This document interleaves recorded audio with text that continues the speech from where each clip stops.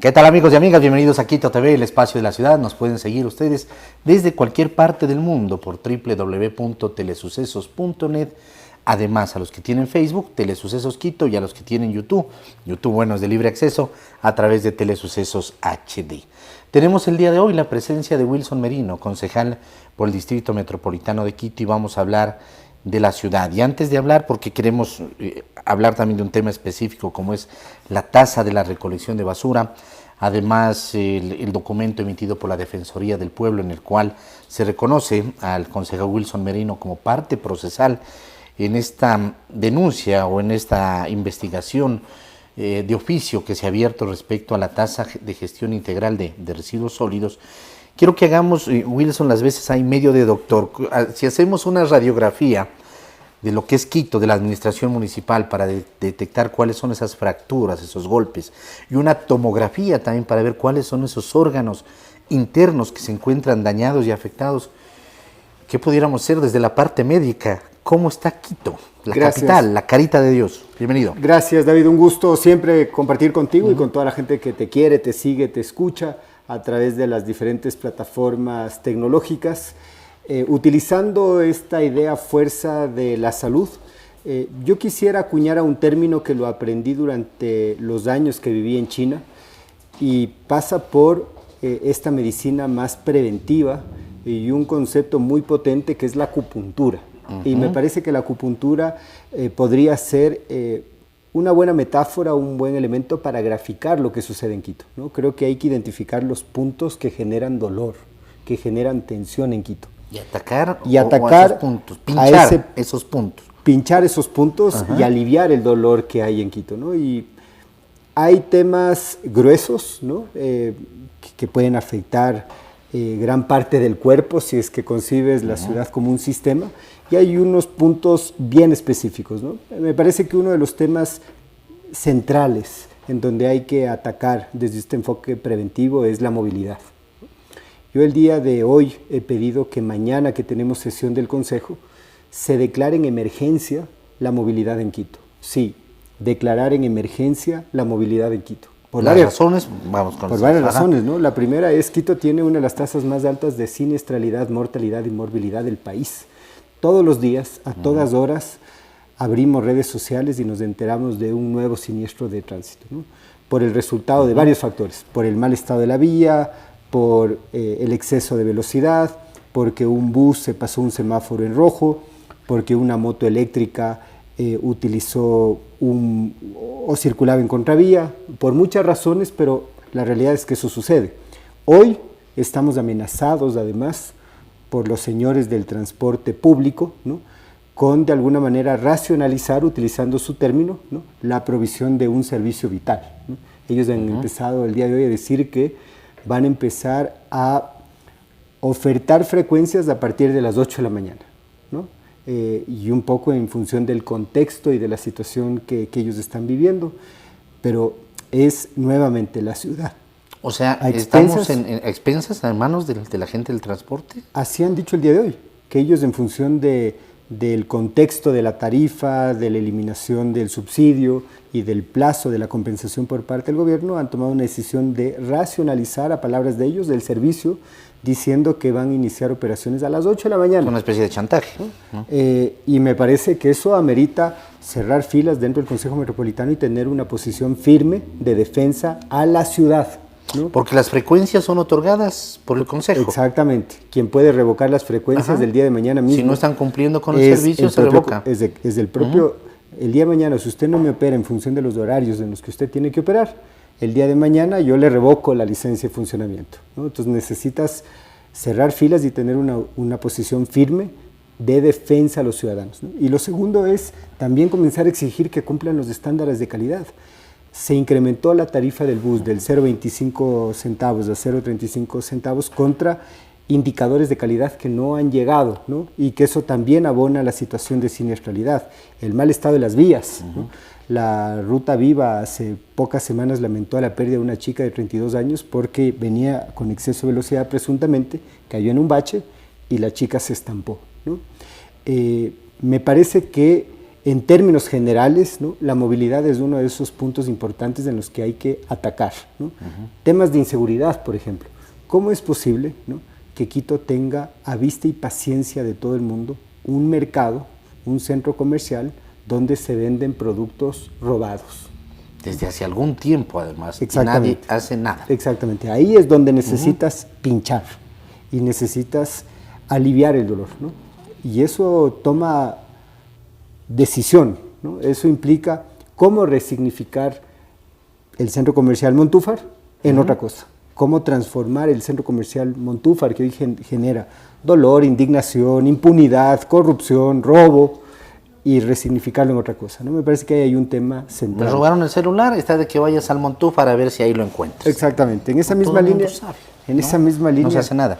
El arreglo institucional, tener instituciones municipales que coadyuven a devolver a los vecinos la seguridad, ¿no? Las entidades complementarias de seguridad, ¿no? Lo que antes se conocía como la policía municipal y el día de hoy está absolutamente desarticulada, ¿no? Me parece que eso también hay que atacar, ¿no?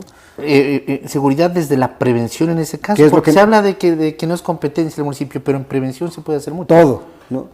Todo lo que tiene que ver con prevención es una responsabilidad de los GATS, ¿no? De hecho, pagamos una tasa de seguridad. Tenemos como 6 instituciones en el eje de seguridad, ¿no? Y lo que menos hay es seguridad.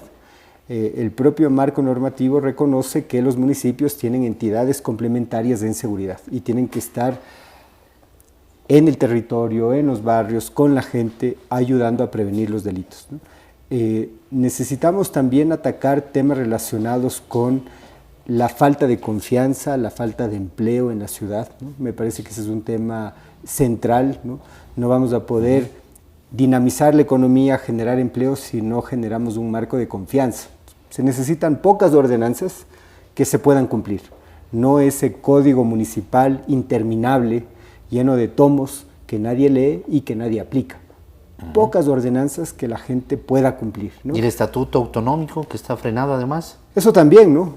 Creo que hoy más que nunca necesitamos apuntalar el concepto de autonomía, ¿no? Para ser nosotros mismos quiteños, manteniendo una discusión entre quiteños de cómo resolver los problemas de los quiteños, porque no va a venir nadie más a resolver nuestros problemas, ¿no? El día de mañana vuelven a haber cortes de energía eléctrica, ¿quién va a resolver nuestro problema? Nadie. ¿Dividir en cantones Quito? Yo no estoy de acuerdo en dividir en cantones. En lo que yo sí estoy de acuerdo es en que se presenten los perfiles de quienes podrían estar al frente de las administraciones zonales, ¿no?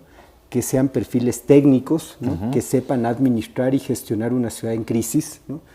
Y que sobre la base de la transparencia de esos perfiles, ¿no?, en el próximo proceso electoral, se vote también por esos perfiles, no solamente por el alcalde, sino también por su equipo, principalmente de quienes van a estar al frente de las administraciones zonales, ¿no?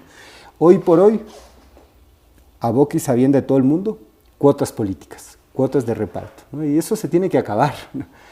No necesitamos administraciones zonales que le hagan el favor a uno u otro actor político, necesitamos administraciones zonales que resuelvan los problemas de los vecinos, ¿no? Me parece que ahí hay un tema de fondo. Necesitamos el arreglo institucional, muchas empresas que reportan pérdidas, muchas secretarías que no formulan política pública, ¿no? Necesitamos también pensar en menos burocracia dorada, ¿no? Menos pipones, que hoy por hoy ya no son solamente pipones, sino que además son cachetones, son pipones y cachetones, ¿no? Necesitamos reducir a tanto pipón y cachetón y tener un municipio más colaborativo, más dinámico, más resolutivo, más que camine más, que escuche más a los vecinos, más ejecutivo, y eso implica tener menos funcionarios de escritorio y tener más funcionarios operativos, más médicos en medicina preventiva en los barrios, más policías desde el enfoque preventivo, más profesores, ¿no?, en las unidades educativas, pero bien capacitados, ¿no? ¿Cómo es posible que en pleno siglo XXI, no hayamos sido capaces de adaptar las mallas curriculares a la inteligencia artificial, por ejemplo, ¿no? Yo creo que uno de los grandes desafíos que tenemos es un gran programa de alfabetización digital a todos los docentes municipales, ¿no? Y no solamente alfabetización digital, sino también el buen uso y manejo de todas las herramientas de la inteligencia artificial que nos van a permitir conectarnos con un mundo mucho más global. Muy bien, Wilson, pasemos al tema de esto de la tasa de basura, tasa de gestión integral de residuos sólidos, así se la conoce. La Defensoría del Pueblo ha iniciado una investigación defensorial de oficio abierta ante las presuntas vulneraciones de derechos por el cobro de esta tasa. Se ha reconocido al concejal Wilson Merino como parte procesal. ¿Qué significa eso, que seas reconocido, Wilson, como parte procesal? Porque además tú has venido también llevando una investigación en este tema y tú dices se está metiendo la mano al bolsillo de los quiteños. ¿Es así? Basta de impuestos disfrazados de tasas. Una tasa se paga por un servicio que es medible y cuantificable, que no tiene que generar ni superávit ni pérdida para el municipio. El municipio tiene que recaudar los recursos que necesita para implementar el servicio. Eso no sucede. Tú terminas pagando un sinnúmero de tasas que no se gastan en el propósito por el cual fueron diseñadas esas tasas. La tasa de seguridad, por ejemplo, que pagamos todos los quiteños y quiteñas, ¿no? El 52% de esa tasa se ejecuta, no más.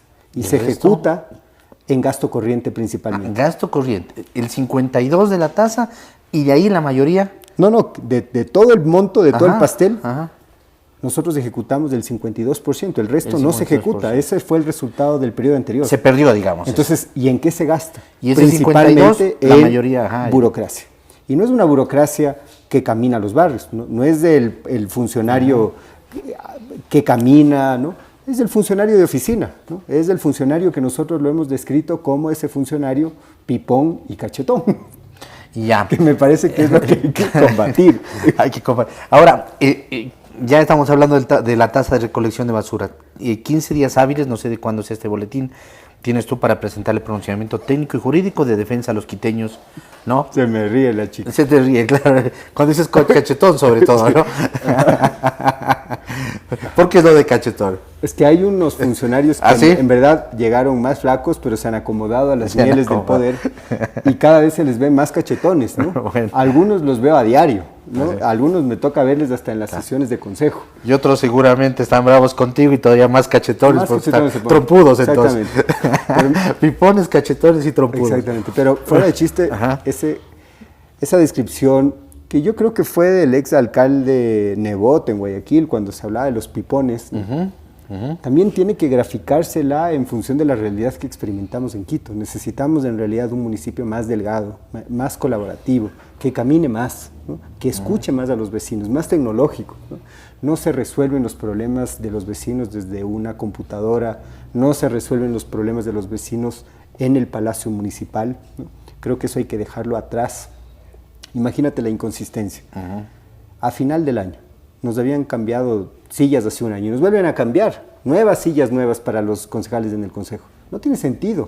Si los concejales lo que tienen que hacer es estar poco tiempo de manera eficiente legislando y mucho tiempo escuchando a los vecinos y procesando contenido para presentárselo al espacio más plenario, al espacio legislativo, ¿no?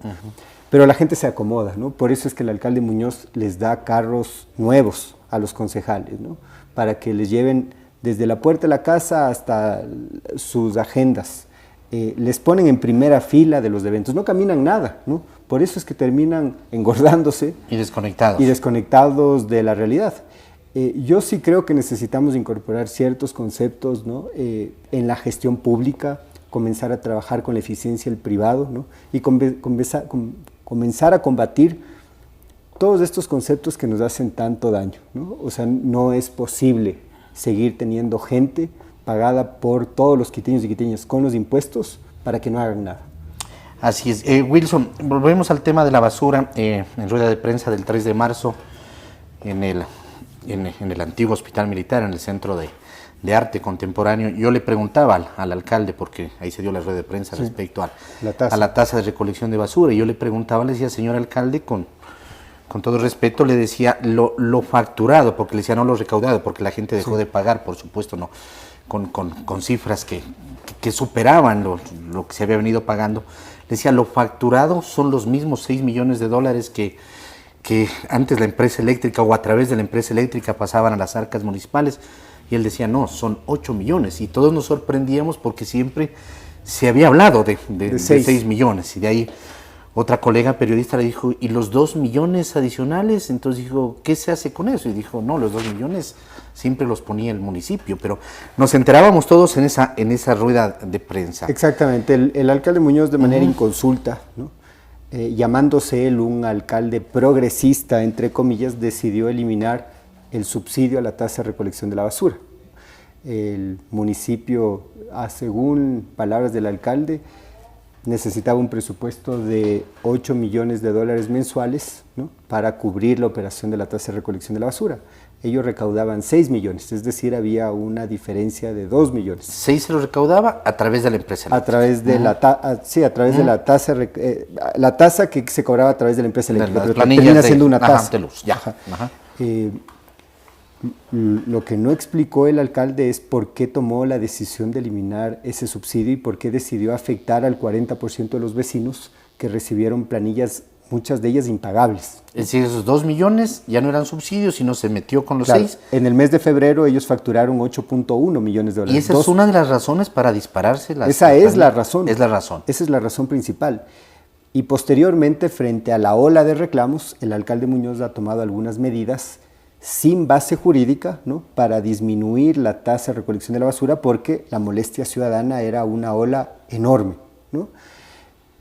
Pero lo que hizo el alcalde Muñoz es volver nuevamente a los 6 millones de dólares, ¿no? Y recién ahora está hablando de algo que nosotros hemos venido sosteniendo desde el inicio. Hay que optimizar a esas empresas. No se puede seguir gastando por gastar. No se puede tener una burocracia ineficiente, no se puede tener tanto pipón y cachetón. Se necesita gente mucho más comprometida con la gestión pública, mucho más. Y el alcalde Muñoz, después de esa ola de crítica, recién lo está procesando. Pero eso tenía que haberlo hecho desde el principio. De hecho, nosotros hemos ido más allá. Hemos pedido que se fusione Mgir y Maceo. No es necesario tener 2 gerentes legales, 2 gerentes de operaciones, 2 gerentes generales, 2 gerentes financieros de 2 empresas que tienen un giro similar. Porque es una gestión, además, como dice el nombre, de los residuos. Exactamente, ¿no? Y eso implica una cadena desde un enfoque integral. Claro, por supuesto. Ahora mismo la tasa de recolección de la basura, un porcentaje va para Mgir, otro porcentaje va para Maceo, ¿no? Pero desde allí no hay claridad de cómo se utilizan los recursos, ¿no? Y muchos de los recursos de las tasas están yendo a pagar burocracia, gasto corriente, alquiler de edificios, que me parece es otra de las barbaridades. El municipio de Quito gasta 20,000, 25,000, 30,000 dólares mensuales en alquilar espacios para que operen estas empresas. No tiene sentido. Más aún cuando el municipio de Quito tiene cientos de predios abandonados. No son espacios propios y cientos de predios. Exactamente. Entonces, me parece que hoy por hoy la posición nuestra es clara, ¿no? Se necesita más gente operativa, más recursos para la inversión, reducir el gasto corriente, combatir a los pipones cachetones. Necesitamos tener un municipio más colaborativo, más atlético, un municipio que esté en la calle, que haga más ejercicio, ¿no? Y te lo digo además convencido del tema. Si queremos mantener una ciudad sana, el municipio tiene que ser un municipio activo, dinámico, que trabaje en jornadas más largas. ¿Cómo es posible que todavía sigamos con los mismos horarios de 8:30 a 4:30? Tú vas al municipio de Quito y a las 4:30 ves una fila de funcionarios listos para timbrar y salir corriendo. Y probablemente muchos de los funcionarios a las 7 de la noche ya están durmiendo, ¿no? Cuando la ciudad tiene tantos problemas, hay tantas familias que tienen que tener 2 o 3 trabajos para cubrir los costos elevados de la vida, ¿no? No podemos vivir en una burbuja. Creo que hay que romper la burbuja de comodidad en la que se encuentra el municipio de Quito. Sobre todo desconectados, ¿no? O sea, el tema de los y conectarnos claro, mucho más de la realidad que viven las familias quiteñas. No se ha corregido entonces el tema de la tasa de recolección. Solo para que veas del tema de movilidad. Tú sabías, no sé si sabían, pero todos los funcionarios municipales tienen recorrido, ¿no? Van y le recogen de sus barrios, de sus lugares de donde viven y les llevan al trabajo. Ellos no van a sentir el problema del chantaje que parecería, vamos a ser sujeto por parte de los señores del transporte. Y mucha gente seguramente dirá mientras ve la entrevista, pero ¿qué tiene de malo en eso? No tiene nada de malo. Lo que tiene malo es que por qué unos tienen unos privilegios y por qué otros no. ¿Por qué si es que los quiteños invertimos en un sistema moderno como el Metro de Quito, por qué no se tomó la decisión de que todos los funcionarios municipales utilicen el transporte público? Me parece que ahí hay una idea a fuerza, ¿no? ¿Cuántos funcionarios tiene el ¿Por qué seguimos sosteniendo esta idea? ¿Por qué seguimos sosteniendo esta idea de que haya carro particular para cada concejal? Si es que tenemos un sistema de transporte moderno como el Metro de Quito, ¿por qué no entregar una tarjeta a todos los concejales y tener quizás unos pocos carros en un pool que le brinden el servicio compartido a los concejales cuando tienen que salir a zonas alejadas, ¿no? Hay que optimizar el recurso, hay que ser mucho más sensibles con lo que la gente está sintiendo y hay que lograr que cada dólar que tiene el municipio de Quito se multiplique en 5 o en 6 dólares. No se ha corregido el tema de la basura todavía, de la tasa. No se corrige, y el alcalde no lo corrige porque es un alcalde vanidoso que no le gusta reconocer cuando cometen un error.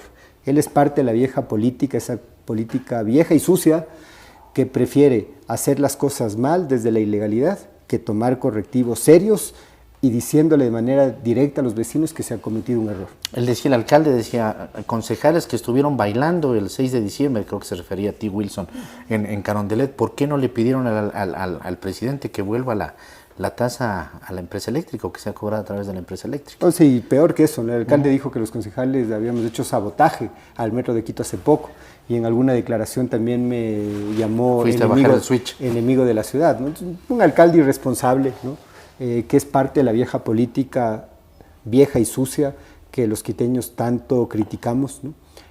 Así es la política, tristemente. El alcalde, en vez de tener un debate de altura en función de los temas que preocupan a los ciudadanos, lo lleva todo a un plano personal, ¿no?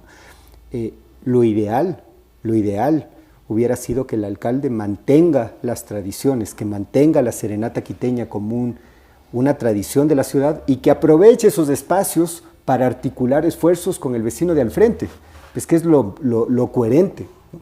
El Metro de Quito no va a crecer hasta Calderón si es que no hay un trabajo articulado entre gobierno local y gobierno nacional. Más allá de que digan lo que digan, si es que no hay un trabajo articulado, eso no va a llegar.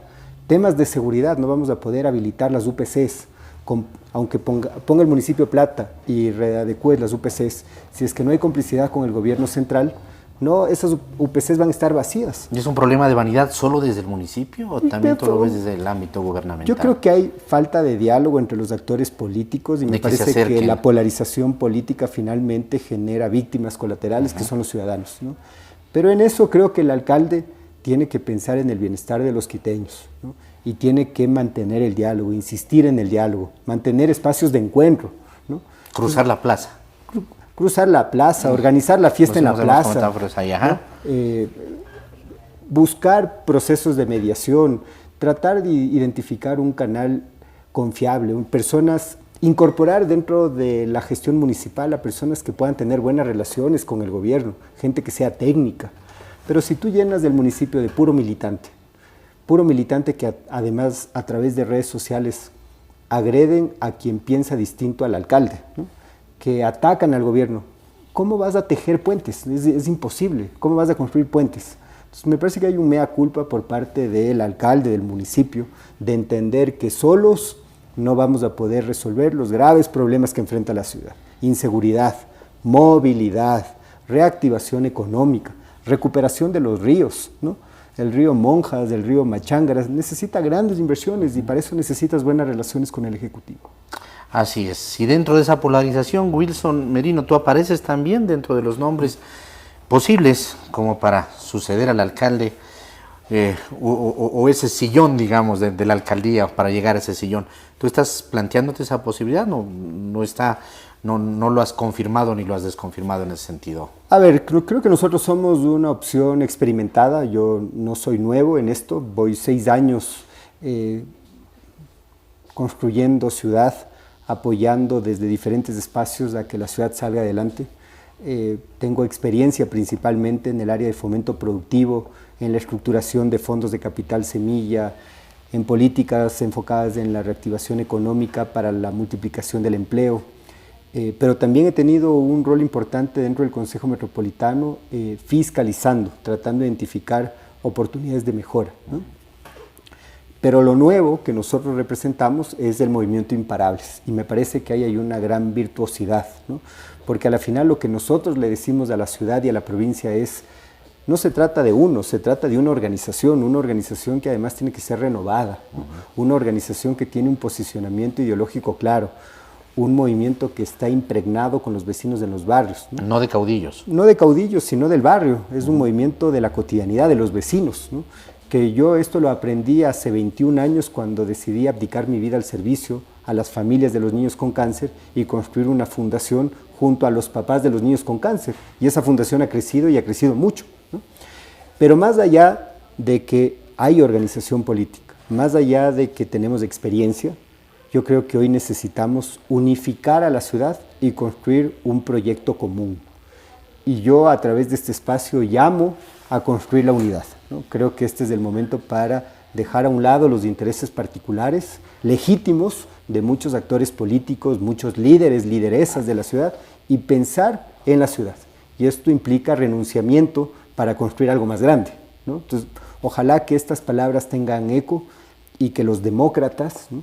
Algunos pueden pensar un poquito más hacia la izquierda, otros pensar un poquito más hacia la derecha, pero que podamos encontrarnos en un centro democrático que permita con pragmatismo, con generosidad, con solidaridad, encontrar caminos para que la ciudad salga adelante. Haces el llamado, la intención es que contesten, ¿no? Del otro lado, porque siempre se habla en los procesos electorales, se dice, llamo a juntarnos todos los que estamos en esta línea y después los egos propios, ¿no? Yo he dado muestras de no tener problema en declinar, ¿no? Yo las anteriores elecciones a la alcaldía decliné una precandidatura a la alcaldía de Quito para favorecer la posibilidad de que los quiteños encuentren menos opciones, ¿no?